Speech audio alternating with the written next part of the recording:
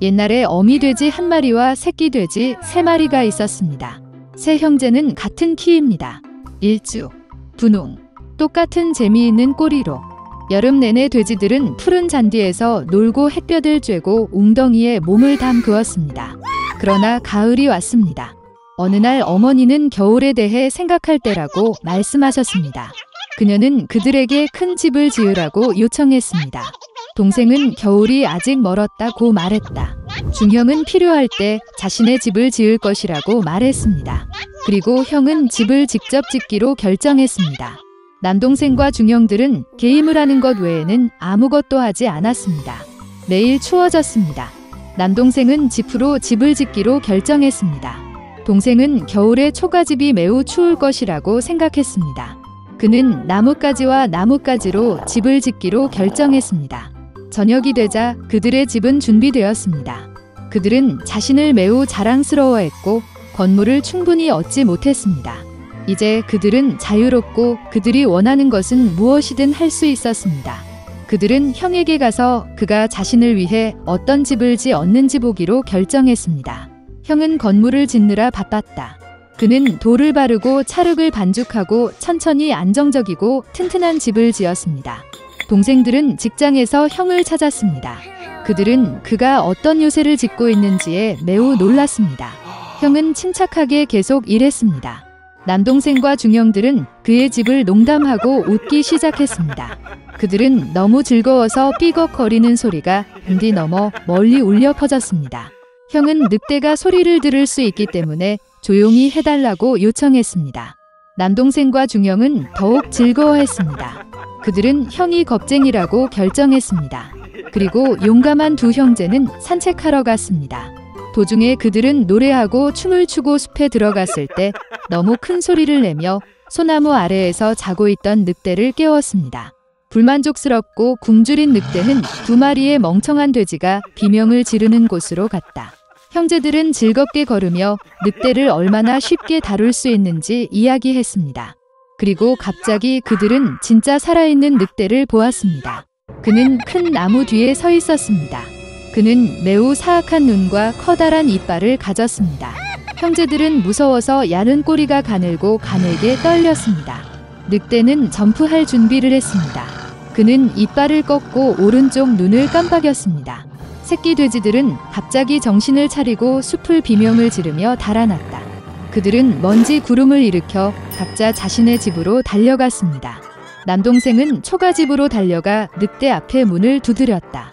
늑대는 으르렁거리며 문을 열 것을 요구했습니다. 동생은 두려움 때문에 한마디도 할 수 없었습니다. 그런 다음 늑대가 불기 시작했습니다. 가벼운 지붕은 즉시 초가집에서 날아갔습니다. 늑대는 숨을 크게 들이쉬고 2번째로 불고 초가집은 사방으로 날아갔다. 늑대는 기뻐하며 이빨을 꺾고 동생에게 덤벼들었다. 그러나 돼지는 능숙하게 피하고 달렸다. 그는 중동생의 집으로 달려갔습니다. 형제들은 스스로를 가두어 놓고 실망스럽게 서로를 바라보았습니다. 늑대는 화를 내고 불기 시작했습니다. 집이 약간 비스듬하다. 늑대는 2번째, 3번째, 4번째로 불었습니다. 하지만 그 집은 여전히 서 있었습니다. 늑대는 숨을 크게 들이쉬고 5번째로 불었다. 집이 흔들리고 무너졌습니다. 폐허 한가운데서 한동안 문 하나만 서 있었다. 공포에 질려 새끼 돼지들은 형의 집으로 달려갔습니다. 늑대가 그들을 뒤쫓았다. 그는 이번에는 돼지가 그에게서 도망치지 않을 것이라고 확신했습니다. 새끼 돼지는 큰 사과 나무를 치지도 않고 빠르게 지나갔다. 그리고 늑대는 사과로 그를 덮은 사과 나무를 돌릴 시간이 없었습니다. 딱딱한 사과 하나가 그의 눈 사이를 쳤다.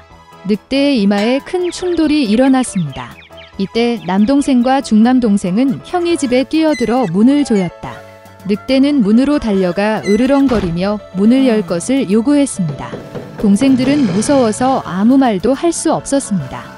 그리고 형은 그와 그의 형들이 단단한 석조집에서 두려워할 것이 없다는 것을 알고 있었습니다. 그러자 늑대는 더 많은 공기를 빨아들여 최대한 빨리 날렸습니다. 그러나 아무리 불려도 돌 하나도 움직이지 않았습니다. 그리고 나서 그는 고개를 들어 지붕에 크고 넓은 굴뚝을 발견했습니다. 그는 조심스럽게 지붕 위로 올라가 파이프를 내리기 시작했습니다. 돼지들은 졸졸 소리를 들었다. 형은 즉시 무슨 일인지 짐작했습니다. 그는 재빨리 물이 끓는 가마솥으로 달려가 뚜껑을 찢었습니다. 늑대는 파이프를 따라 내려가 가마솥으로 곧장 떨어졌습니다. 그의 눈은 이마까지 넓어졌다. 불에 타버린 늑대는 거친 포효와 함께 날아가 숲으로 달려갔다. 그리고 3마리의 작은 돼지는 그를 돌보았고 사악한 강도에게 교훈을 아주 교묘하게 가르친 것에 기뻐했습니다. 그때부터 형제와 어머니는 한 지붕 아래에서 함께 살기 시작했습니다. 소녀 메리는 캔자스 대초원에서 강아지 토토, 헨리 삼촌, 엠 이모와 함께 살았습니다. 이 장소에서는 허리케인이 흔했고 가족은 때때로 격렬한 요소로부터 지하실에 숨었습니다. 어느 날 헨리 삼촌은 임박한 폭풍을 발견했습니다. 그는 지하실 해치를 열고 메리와 앤트에게 전화를 걸어 숨었습니다. 그 순간 겁에 질린 토토는 메리의 팔에서 뛰어내려 침대 밑에 숨었습니다. 소녀가 마침내 강아지를 잡았을 때 바람이 울부짖고 작은 집이 흔들렸다. 집은 축을 여러 번 돌린 다음 풍선처럼 천천히 공중으로 올라가기 시작했습니다. 곧 집이 도착했고 그와 토토는 거리로 나갔다. 과일 나무가 가득한 푸른 잔디밭이 퍼져 있고 놀라운 꽃이 사방에 자랐습니다. 이것이 메리가 마법의 땅 오즈에 있게 된 방법입니다. 자연의 경이로움에 감탄하면서 소녀는 모자를 쓴 사람들이 얼마나 그녀에게 접근했는지 알지 못했습니다. 그들은 어른이었지만 작은 마리아보다 크지 않았습니다. 그들 중 족장은 모두 흰색 옷을 입은 노파였다. 그녀는 메리에게 다가가 그 소녀가 사악한 마법사를 물리칠 수 있도록 도와준 것에 대해 감사했습니다. 메리는 매우 놀랐습니다. 그런 다음 노파는 집을 가리켰고 그 아래에서 은색 신발로 발이 튀어나왔습니다. 그 순간 다리는 수백 개의 작은 입자로 분해되어 사라지고 신발만 남았습니다. 메리는 정말 집에 가고 싶었기 때문에 더욱 겁이 났습니다. 그러나 밝혀졌을 때 백인 노인이나 모자를 쓴 다른 이상한 사람들은 그 소녀를 도울 방법을 알지 못했습니다. 그들은 메리에게 마녀의 은색 구두를 신고 에메랄드 시티로 가서 강력한 마법사 아즈를 찾으라고 조언했습니다. 그는 메리가 집으로 돌아가는 것을 도울 수 있었습니다. 에메랄드 시티로 이어지는 노란 벽돌길이 하나 있었습니다. 메리는 그 길을 따라 출발했습니다. 그녀가 처음 만난 곳은 허수아비가 지키고 있는 옥수수 밭이었습니다. 머리 대신 지프로 채워진 주머니를 가지고 있었고 그의 입과 코는 페인트로 칠해졌습니다. 허수아비는 살아있었고 그의 이름은 허수아비였습니다. 그는 메리에게도 마법사 아즈에게 뇌를 요청하기를 원한다고 말했습니다. 소녀는 허수아비를 불쌍히 여기고 울타리 너머로 올라가는 것을 도왔고 그들은 길을 쳤다. 노란 벽돌길은 메리와 허수아비를 숲으로 이끌었습니다. 갑자기 그들은 누군가 신음하는 소리를 들었습니다. 숲의 덤불에서 빛나는 인간의 모습, 양철 나무꾼이었다. 그 부분은 너무 녹슬어서 팔이나 다리를 움직일 수 없었습니다. 그런 다음 메리는 근처 오두막에서 기름통을 발견했습니다. 그녀는 나무꾼의 부품에 윤활유를 바르고 다시 움직이기 시작했습니다. 나무꾼은 오랫동안 마법사 오즈에게 진짜 마음을 얻기 위해 꿈을 꾸었다는 것이 밝혀졌습니다. 그래서 그들은 함께 에메랄드 시티로 여행을 계속했습니다. 노란 벽돌길은 울창한 숲을 통해 친구들을 이끌었습니다. 갑자기 사자가 덤불에서 길로 뛰어내렸습니다. 허수아비에게 발을 휘두르자마자 폭포가 짖는 소리를 듣고 무서워했습니다. 사자는 메리에게 그가 부끄러워 태어났다고 말했으므로 마법사 아즈에게 가서 진정한 용기를 요구하는 것을 꺼리지 않습니다.